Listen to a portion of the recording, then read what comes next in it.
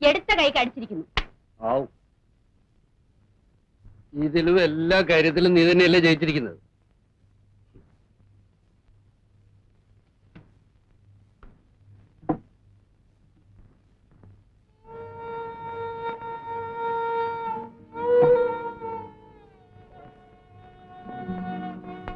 എന്താ മോളെ?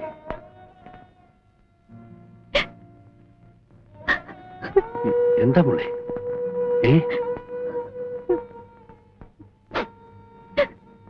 മോളെ, നിങ്ങൾക്കറിഞ്ഞൂടെ നമ്മുടെ മോളെ? ഇവൾ ചന്ദ്രനുമായി എന്തെങ്കിലും വഴക്കുണ്ടാക്കിയിരിക്കും. കുറച്ചു ദിവസമായി ഇതൊരു പതിവല്ലേ?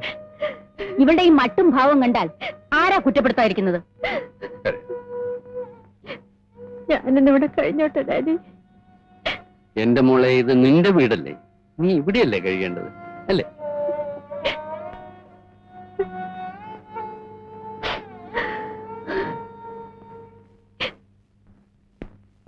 Sari, take it easy. കരയാതെ വരും.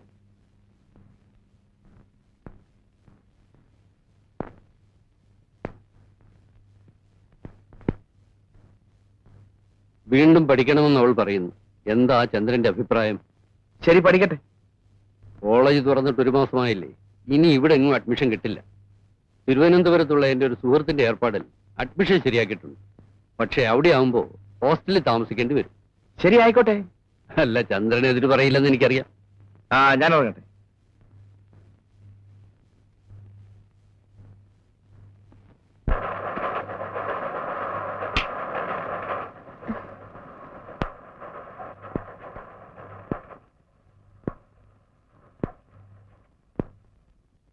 കിടക്കറയിൽ ഒരു ഭാര്യയ്ക്ക് സാധാരണ നൽകാൻ കഴിയുന്നതിൽ കൂടുതൽ ചന്ദ്രൻ എന്നോട് ആവശ്യപ്പെടും. ബലം പ്രയോഗിക്കുമ്പോൾ ചിലപ്പോഴൊക്കെ ഞാൻ അനുസരിക്കാറുണ്ട്. എന്നിട്ടും എനിക്ക് എതിർക്കാതിരിക്കാൻ കഴിയുന്നില്ല. ചില ആളുകൾ ഇങ്ങനെയൊക്കെയാണ്. അവർ തൃപ്തിപ്പെടാൻ ചെയ്യുന്ന പലതും ഭാര്യയുടെ ഇഷ്ടം നോക്കിയല്ല. നമ്മൾ സെക്സും അതിന്റെ സൈക്കോളജിയും പഠിക്കുന്നവരല്ലേ? കുറെ കൂടെ ബുദ്ധിപരമായി പെരുമാറിയാൽ ചിലപ്പോൾ നേരെയായിന്ന് വരും. എന്തോ എനിക്ക് ആ വിശ്വാസം തീരെയില്ല.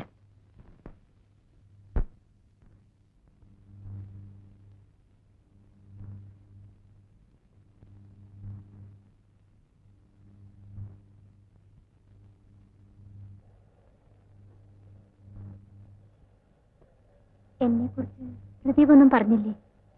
ഇല്ല, പ്രദീപിന് അങ്ങനെ ആരോടും അത്ര വലിയ താല്പര്യമൊന്നുമില്ല. പിന്നെ പ്രദീപിനെ അങ്ങോട്ട് കയറി പ്രേമിച്ച് 2-3 പേരെ എനിക്കറിയാം. അവരെല്ലാം ഇപ്പൊ കല്യാണം കഴിഞ്ഞ് കുട്ടികളുമായിട്ട് കഴിയുക. മനസ്സ് റെഡിയായില്ലേ? 8:30 വണ്ടി. ഞാനിപ്പോ വരാം, നടന്നോളൂ.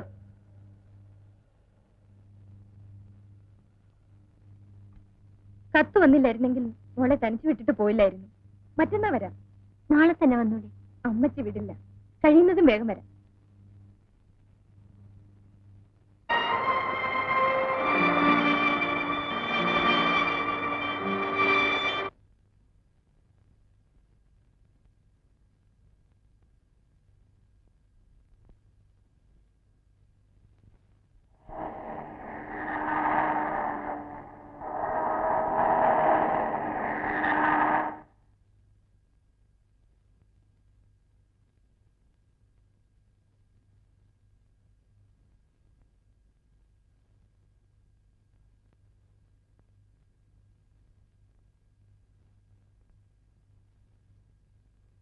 എന്താ മോളെ ഇത്? കോളേജിൽ സമരം മറ്റാണോ? പത്രത്തിലൊന്നും അത് കണ്ടില്ലല്ലോ. ഹോസ്റ്റലൊക്കെ എങ്ങനെയുണ്ട് മോളെ? മെസ് എങ്ങനെ? ഇഷ്ടമാണോ മോക്ക്?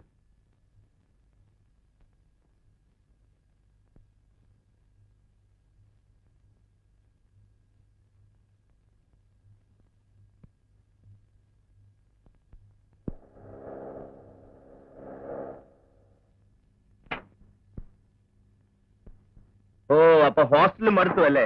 മാഡം എത്തിയിട്ടുണ്ടെന്ന് അമ്മാവൻ ഫോൺ ചെയ്തിരുന്നു. ഒന്ന് മുഖം കാണിക്കാമെന്ന് വെച്ച് വന്നതാ. സൈക്കോളജി ഡിപ്പാർട്ട്മെന്റിൽ എന്റെ ഒരു ഫ്രണ്ട് ഉണ്ട്. അവനെ കാണാൻ ചിലപ്പോ കോളേജിൽ വരും. ഇനി വരുമ്പോ ഹോസ്റ്റലിൽ വന്ന് കാണാം. ചെല്ല്. 2 കൊല ഏത്തപ്പഴം കൂടെ കാഴ്ചവെക്കും. കേരള വണ്ടിയിൽ. അഡ്വാൻസ് നോട്ടീസ് ഇല്ലാത്ത വരവല്ലേ? നേരത്തെ ഫിക്സ് ചെയ്തൊരു പാർട്ടിയുണ്ട്, ഒഴിവാക്കാൻ പറ്റില്ല. അനിയത്തി ഉണ്ടല്ലോ, ഹോസ്റ്റൽ ഗോസിപ്പ് പറഞ്ഞിരിക്കട്ടെ. ഞാൻ നേരത്തെ വരാം. ഇന്ന് ഏതായാലും പ്രിയതമനെ മറ്റൊരിടത്തും തങ്ങിക്കാതെ ഞാൻ വീട്ടിലെത്തിക്കാം. എടാ അലവനതി, കൊല്ലന്റെ വീട്ടിൽ തന്നെ വേണോ സൂചി കച്ചവടം? കേറ് കേറ്.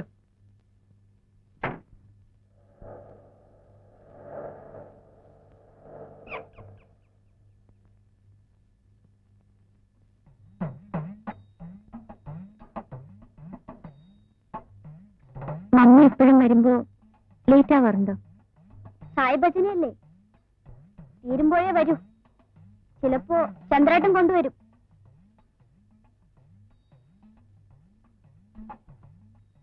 ദീപാരാധനയ്ക്ക് സമയമായി, വാ പോവാ. ഞാൻ വരുന്നില്ല, മമ്മി നമുക്ക് വേണ്ടി കൂടി പ്രാർത്ഥിക്കുന്നുണ്ട്. വാ മോളെ, വാശി പിടിക്കാതെ. ഈ പുഴയും പാടവും അമ്പലവും നീയും എനിക്കെന്നും പ്രിയപ്പെട്ടതാണ് മോളെ, നിനക്കതറിയില്ല.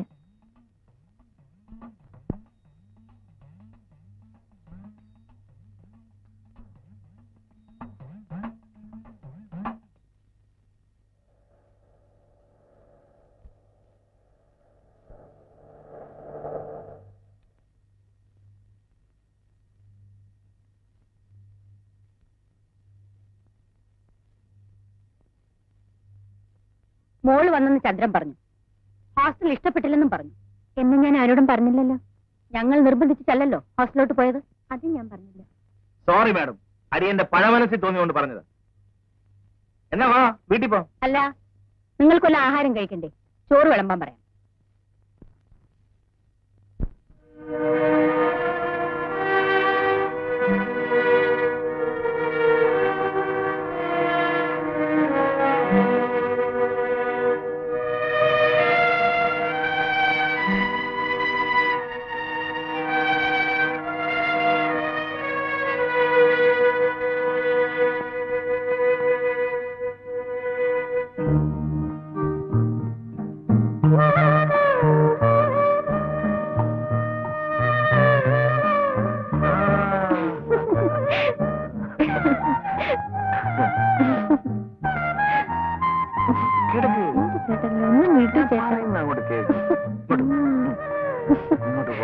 ചേട്ടാ, ഞാൻ കാപ്പി കൊണ്ടുവരാം.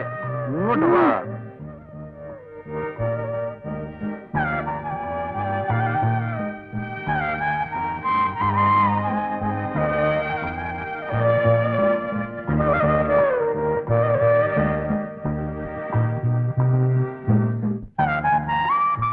ചേട്ടാ, എത്തിക്കാൻ വയ്യല്ലേ? കള്ളൻ.